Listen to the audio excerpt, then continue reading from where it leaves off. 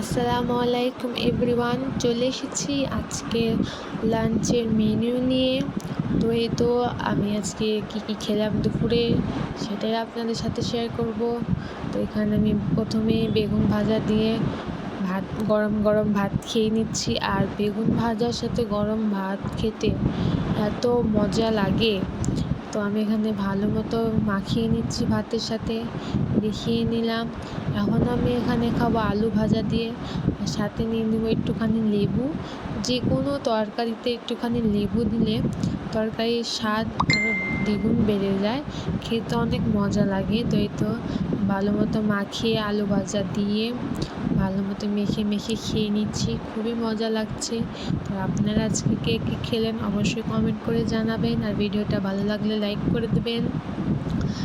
তো এখানে আমি খেয়ে নিচ্ছি। তারপর মাছের ঝোল দিয়ে এখানে আমি পাতলা করে ঝোল করেছি পেঁয়াজ দিয়ে।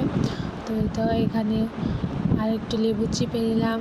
আগে বলেছি লেবু দিলে যে কোনো তরকারির স্বাদ আরও বেশি বেড়ে যায়।